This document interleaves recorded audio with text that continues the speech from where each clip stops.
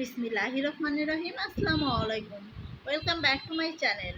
সবাইকে আবারও স্বাগতম জানাচ্ছি নতুন একটা রেসিপি ভিডিও দেখার জন্য। আজকে শেয়ার করব মাত্র 10 মিনিটে সহজ এবং মজাদার একটা ডেজার্ট রেসিপি, যেটা কিনা আপনার বাসায় ছোট সোনামণি থেকে বড়রা অনেক পছন্দ করবে। তো চলুন রেসিপিটি দেখে নেওয়া যাক। প্রথমে আমি চুলাতে একটা কড়াই দিয়ে তাতে 1 চা চামচ ঘি দিয়েছি। এবার ঘিটা মেল্ট হওয়া পর্যন্ত অপেক্ষা করব। আমি এখানে আজকে ডেজার্টের জন্য নিয়েছি আকবরিয়া লাচ্ছা সেমাই। এটা কিন্তু ভাজা। তারপরে আমি এটাকে একটু ভেজে নিব। এটা ভেজে নিলে টেস্টটা আরও একটু ভালো আসবে। অবশ্যই চেষ্টা করবেন ঘি দিয়ে ভেজে নিতে, তাতে কিন্তু সুন্দর একটা ফ্লেভার আসবে। আর একান্তই যদি আপনাদের কাছে ঘি না থাকে তাহলে একটু সাদা তেল দিয়ে এটাকে ভেজে নিতে পারেন। তারপর আমি এখানে দিয়েছি 2টা সবুজ এলাচ এবং 2 চা চামচ পাউডার সুগার। এবার আমি একটা খুন্তির সাহায্যে ভালো করে এগুলোকে নেড়ে চেড়ে দিব।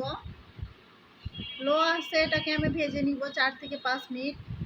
এই পাউডার সুগারটা দেওয়ার কারণে এটা ভাজতে ভাজতে সুন্দর একটা কালার চলে আসবে। তারপর আমি এখানে দিয়ে দিব 1 কাপ লিকুইড দুধ। এই দুধটা আমি আগে থেকে জাল করে ঘন করে রেখেছিলাম, সেই দুধটা আমি অ্যাড করেছি। এবার অনবরত নেড়ে চেড়ে দুধটাকে সেমাইটাকে রান্না করে নিতে হবে।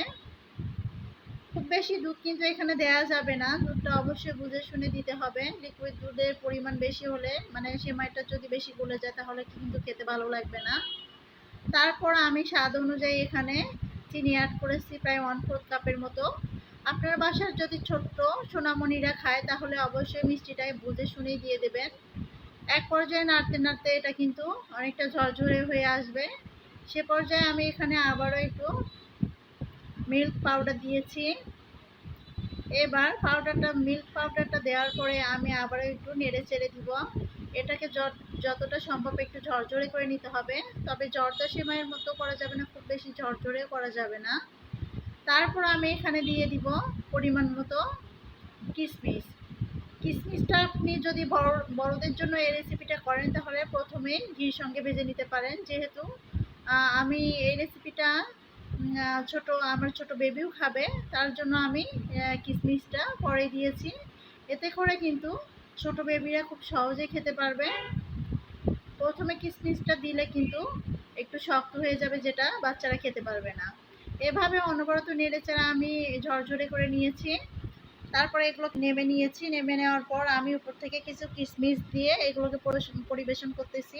আপনারা চাইলে কিন্তু এই পর্যায়ে এগুলোকে এভাবেও খেতে পারবেন। এটা কিন্তু পারফেক্ট একটা সেমাই হয়ে গিয়েছে। তারপর বাচ্চারা যাতে নিজে হাতে নিয়ে খেতে পারে, মানে এই নাস্তাটাকে আমি একটু শেপ দিয়ে নিব, বরফি আকারে তৈরি করে নিব। আমি এরকম একটা কুকি কাটার নিয়েছি, তার মধ্যে একটু ঘি লাগিয়ে নিলাম।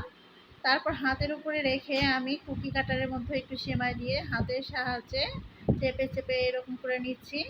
হাত দিয়ে আলতো করে প্রেস করলেই কিন্তু কুকি কাটার থেকে এই বরফিটা খুলে আসবে। এটা খেতে কিন্তু অসাধারণ লাগে। আর বাচ্চাদেরকে যদি এভাবে আমরা এই ডেজার্টটা পরিবেশন করি তাহলে কিন্তু তারা মজা করে খেয়ে নেবে। আর ছোট বেবিরা এভাবে দিলে কিন্তু নিজের হাতে ধরে খুব মজা করে খাবে। আমি এক এক করে এভাবে কুকি কাটারের সাহায্যে বরফিগুলোকে তৈরি করে নিচ্ছি। খুব আলতোভাবে চাপ দিলে কিন্তু এগুলো সুন্দরভাবে বের হয়ে আসবে। এই তো দেখে নিলেন তো, মাত্র 10 মিনিটে তৈরি হয়ে যাবে সহজ এবং মজাদার একটা ডেজার্ট। আসছে ঈদেও কিন্তু আপনারা এই ডেজার্টটি রেখে দিতে পারেন, খেতে কিন্তু অসম্ভব মজার হয়ে থাকে। রেসিপিটি আপনাদের কাছে কেমন লেগেছে অবশ্যই কমেন্ট করে জানাবেন। আজকের মতো বিদায় নিচ্ছি। আসসালামু আলাইকুম।